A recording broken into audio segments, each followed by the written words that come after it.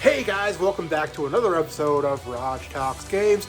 And today there is a game that just very recently released that I gotta admit, it went way under my radar. Like I completely had even forgotten that it existed.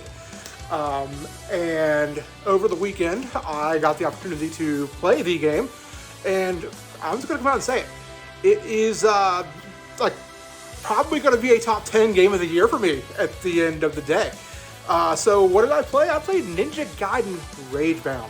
So the thing with that is, like, you're probably wondering, well, you were just talking about how excited you were for Shinobi on a video a week or so ago when the demo came out.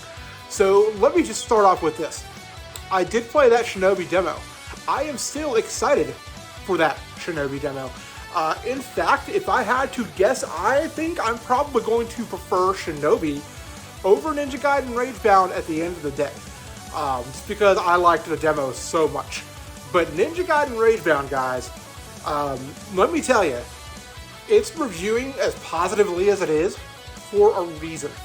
So, first of all, this is a 2D Ninja Gaiden game, side-scrolling, just like the old school trilogy on the NES. And full transparency, guys, I have never beat Ninja Gaiden on the NES. Certainly hadn't beat 2 or 3. Now, mind you, I got really far in the first Ninja Gaiden game. But I never did finish it because, well, the game is extremely difficult. And, yeah, I died a lot. So, one of the cool things about Ninja Gaiden Ragebound, first of all, I played this on the PlayStation 5. So the version I was playing ran at a perfectly locked, very smooth 60 frames per second. On the Nintendo Switch, this does only run at 30. However, you know, if you don't have a PlayStation or an Xbox or even a PC, because it's also on Steam, and you can't access those versions that do run at 60 FPS, buy it for the Switch. I'm sure that even at 30, I'm sure it's perfectly fine. You know, I don't have a problem playing games at 30 FPS. Even a fast-paced action game like this. You know, the only problem, you know, I was watching WWE SummerSlam over the weekend because I'm a nerd.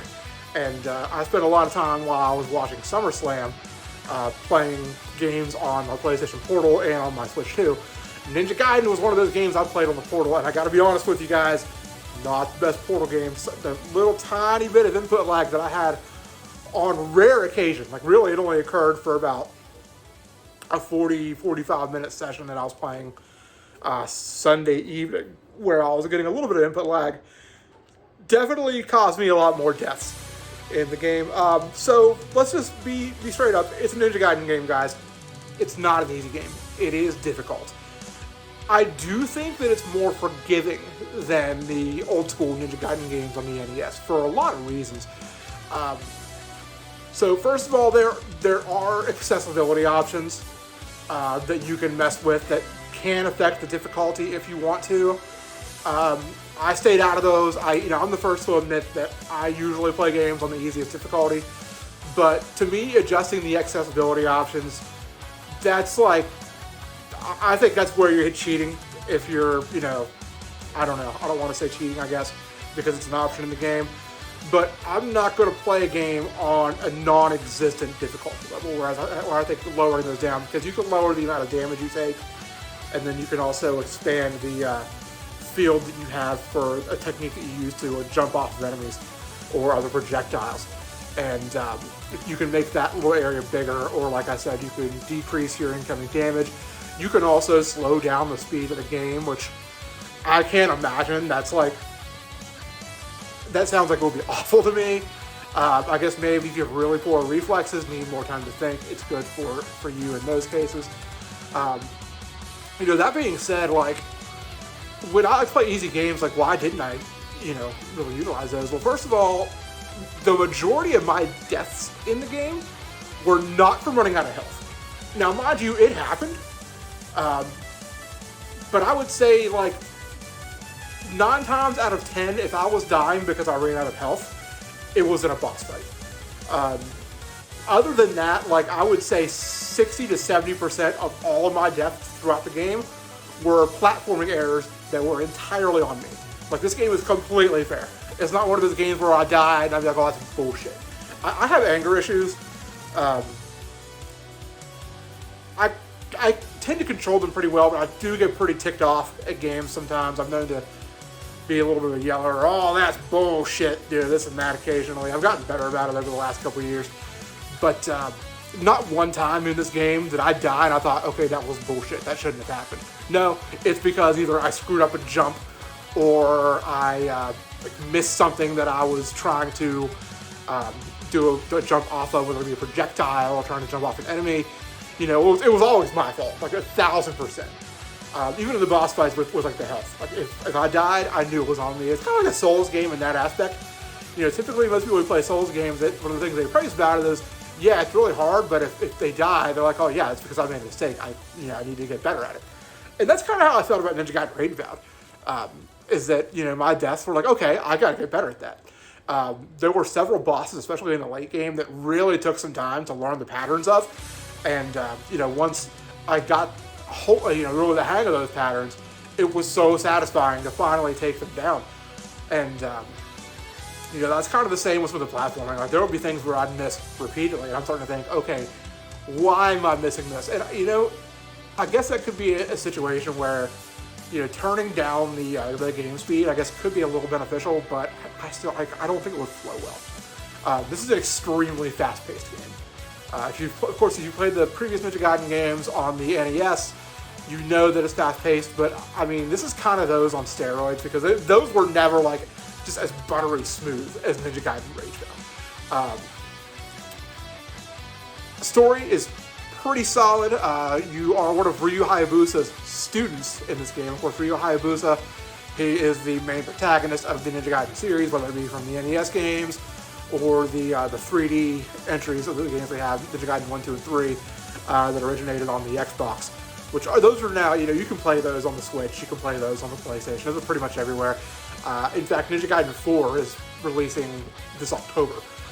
That is, as of right now, has not been announced for the Nintendo Switch 2. I don't know if it will come to Switch 2. I don't know. It's definitely coming to Xbox Series and PlayStation 5. But, you know, when I'm playing Ninja Gaiden, like, if I get the craving to play a Ninja Gaiden game, I typically prefer to play the side-scrollers. Even though, like, I suck and can never beat 1, 2, or 3, which, again, you know, I'm sure that there's a lot of people out there that can claim that they have not beat those games.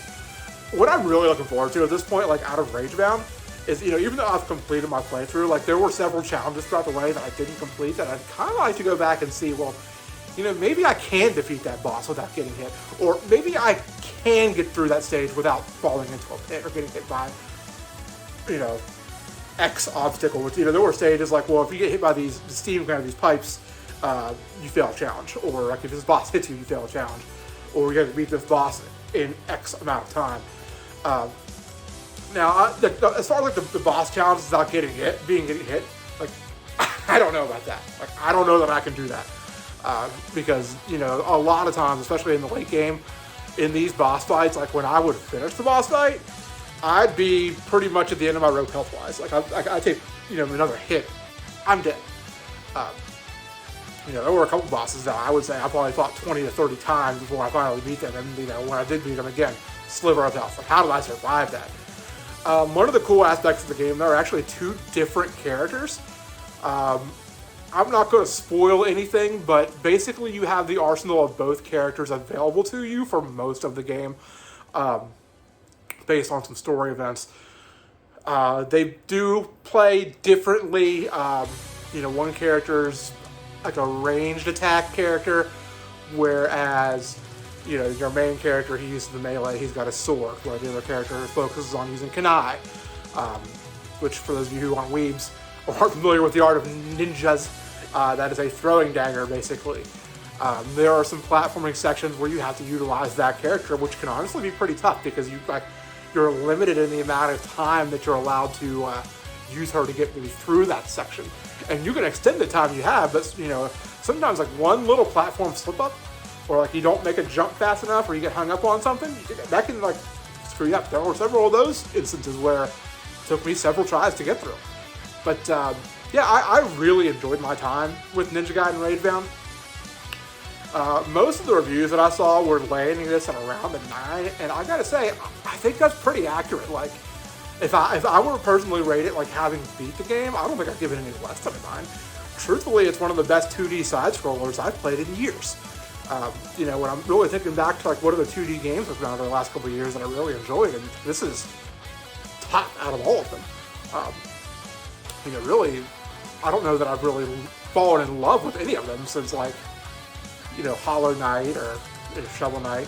And I'm not going to compare it to a Metroidvania because it doesn't play like a Metroidvania. Like, yeah, it's a 2D side-scrolling game like most Metroidvanias tend to be, but you know, it really shares very little in common with those games aside from, you know, your traditional melee combat.